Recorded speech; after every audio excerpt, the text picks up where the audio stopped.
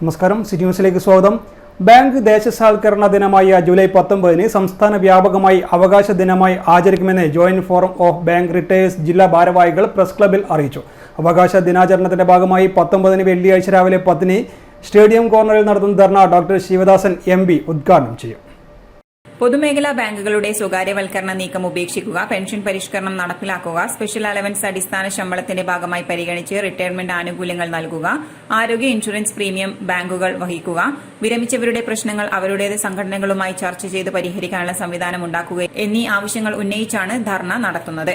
Banking മേഖലയിൽ കഴിഞ്ഞ 30 വർഷമായി പെൻഷൻ പരിഷ്കരിച്ചിട്ടില്ല. സർക്കാർ മേഖലയിൽ ഓരോ തവണ ശമ്പള പരിഷ്കരണം നടപ്പാക്കുമ്പോഴും പെൻഷനും പരിഷ്കരിക്കുന്നുണ്ട്. ബാങ്കിംഗ് മേഖലയിലും കാലോചിതമായി പെൻഷൻ പരിഷ്കരണം നടത്തേണ്ടതാണെന്നും ഭാരവാഹികൾ ആവശ്യപ്പെട്ടു. അപ്പോൾ നമുക്ക് തീർച്ചയായും നമ്മൾ വിചാരിച്ചത് എല്ലാം പ്രൈവറ്റൈസ് ചെയ്താലും SBI എങ്കിലും പൊതുമേഖലയിൽ തുടരുമെന്നാണ് നമ്മൾ വിചാരിച്ചിരുന്നത്.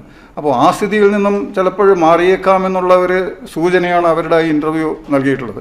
അപ്പോൾ ഇങ്ങനെ സ്വകാര്യവൽക്കരണം നടക്കുമ്പോൾ നിങ്ങൾക്കറിയാം, ഗവൺമെൻറ്റും പൊതുമേഖലാ സ്ഥാപനങ്ങളും ഒരു മോഡൽ എംപ്ലോയറാണ്.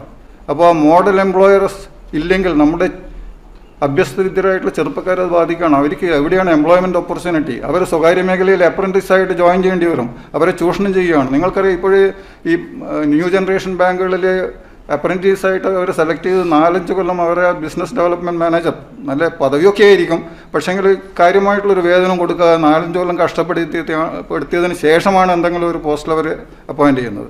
അപ്പോൾ അവരുടെ കൗണ്ടറിൽ, ന്യൂ ജനറേഷൻ ബാങ്കിൻ്റെ കൗണ്ടറിൽ പോയാൽ മിക്കവാറും ആൾക്കാർ ഡെയിലി വേജസിൽ വർക്ക് ചെയ്യുന്നവരാണ്. സ്ഥിരമായിട്ടുള്ള ആൾക്കാർ വളരെ കുറവാണ്. ആ സ്ഥിതിയാണ്.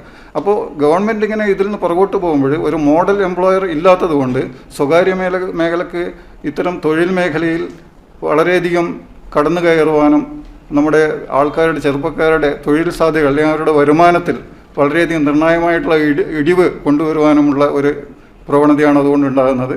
അപ്പോൾ അതിൻ്റെ കൂടി ഒരു ഞങ്ങൾ പ്രശ്നം നേരിടുക. കാരണം ഗവൺമെൻറ് ഈ മേഖലയിൽ കൊണ്ടുവരുന്നതിനൊരു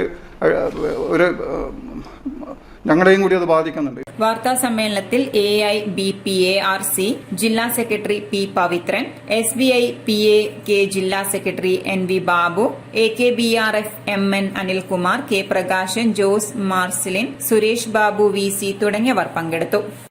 കൂടുതൽ വാർത്തകൾ അറിയുവാൻ സിറ്റി ചാനൽ വാട്സ്ആപ്പ് ഗ്രൂപ്പിൽ ജോയിൻ ചെയ്യുക. ഒപ്പം YouTube ചാനൽ സന്ദർശിക്കുക.